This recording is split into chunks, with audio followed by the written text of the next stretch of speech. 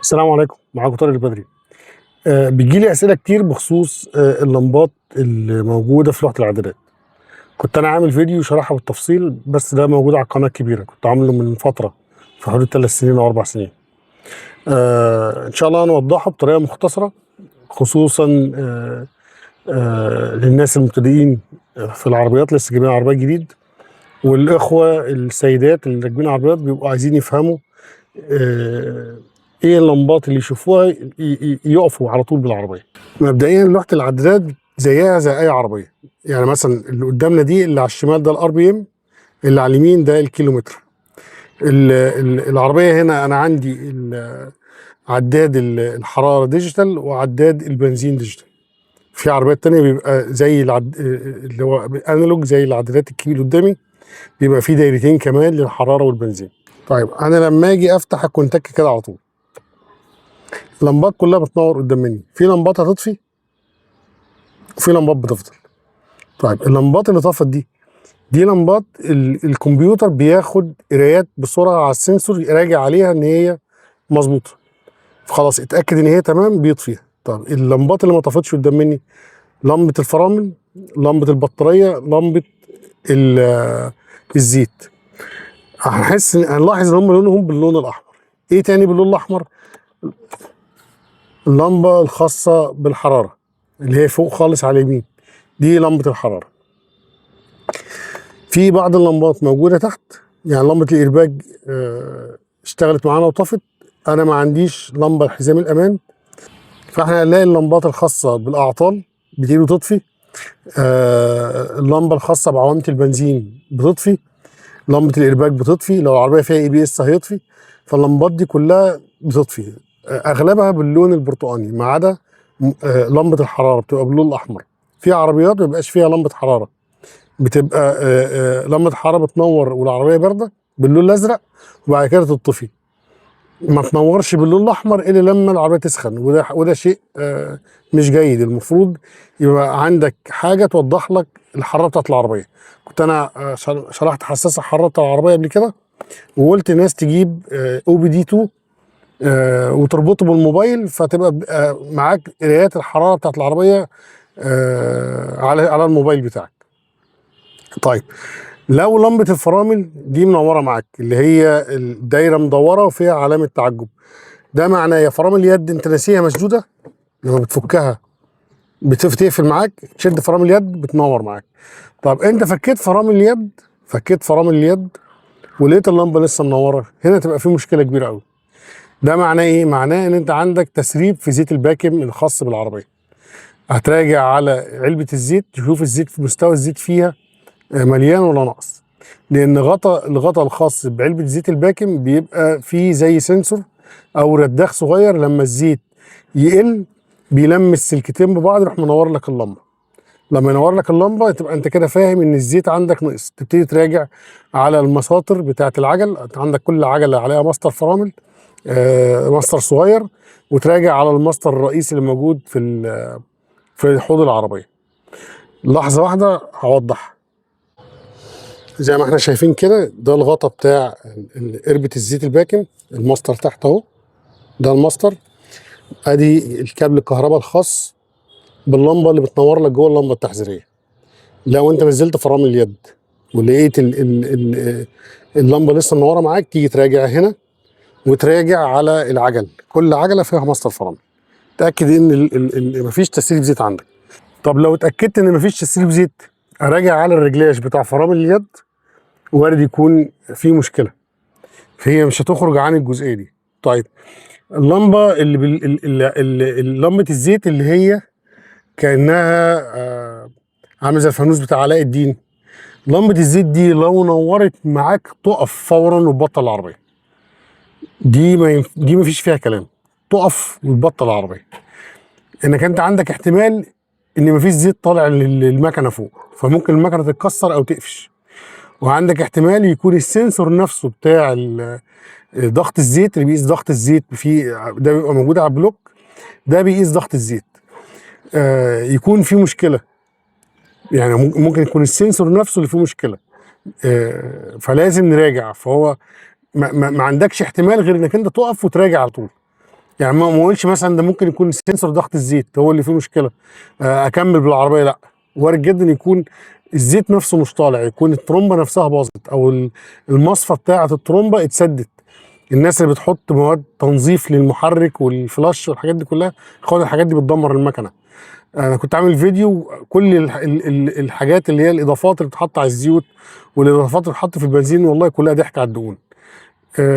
ما تمشيش ورا الناس اللي بتقعد توهمك انك انت تحط الحاجه دي في العربيه. المنظفات اللي بتتحط في الموتور بتعمل رواسب وبتسد المصفى، وارد جدا تسد لك المصفى، لمبه الزيت دي تنور معاك، العربيه الموتور يتكسر.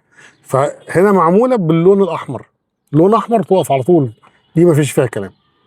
طيب الجزء اللي تحتيه على طول لرسمه البطاريه دي خاصه بالدينامو، دي لما تنور ده معناه ان في مشكله في الدينامو ما بيطلعش شحن. فمعنى ان الدينامو ما يطلعش شحن يبقى البطاريه ما بتشحنش، ما بتاخدش شحن. فانت هتفضل ماشي بالعربيه على الفولت اللي موجود او على الشحنه اللي موجوده في البطاريه، لحد فجاه كده تلاقي العربيه بطلت منك خالص وبقت زي حته الحديده.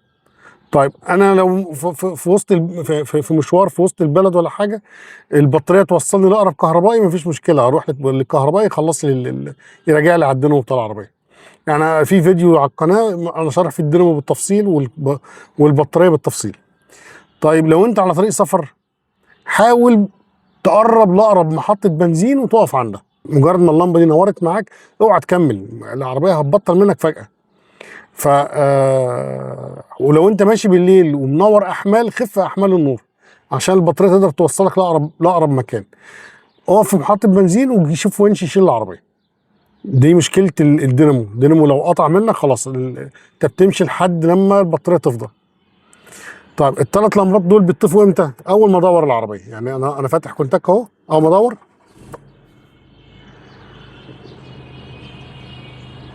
كله طفى معاهم.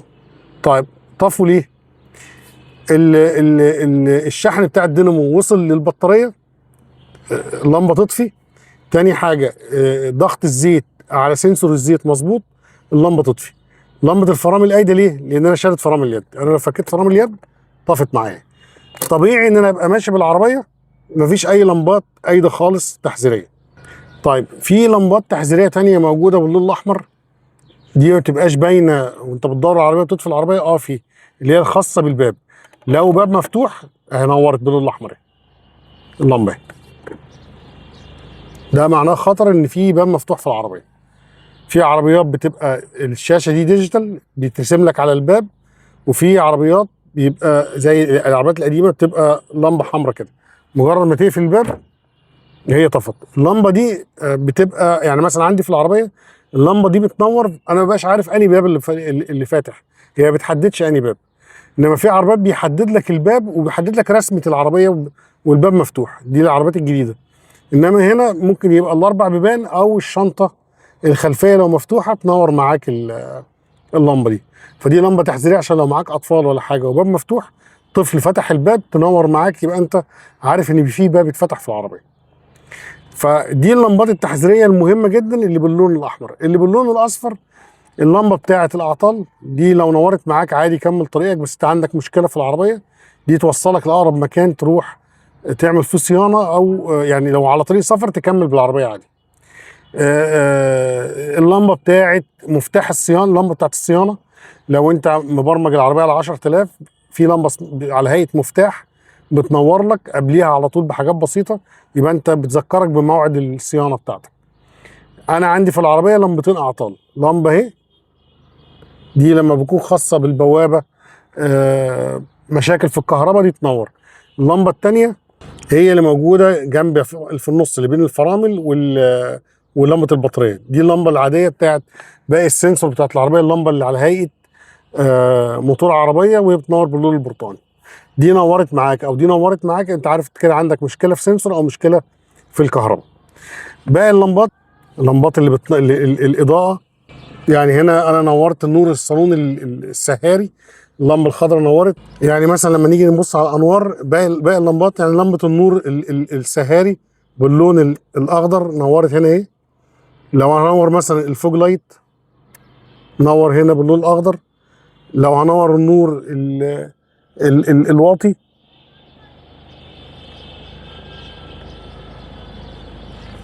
قصدي النور العالي، لو هنور النور العالي نور هنا باللون الازرق. لو هنور الفوج لايت الخلفي نور باللون البرتقاني. فاللمبات دي هي اللمبات الخاصه بلمبات الاناره، وهي حتى مرسوم عليها علامه لمبه. اما باقي اللمبات الموجوده لمبه الارباج بتبقى باللون الاصفر. لو منوره عندك يا حاجه من الاثنين، يا العربيه دي كانت ضاربه ارباج وما اتصلحتش وانت بتشتريها مثلا، او ان شريط الارباج اللي موجود هنا بيبقى مقطوع. وغالبا بيبقى شريط الارباج لما بيتقطع لمبه الارباج بتنور معاك.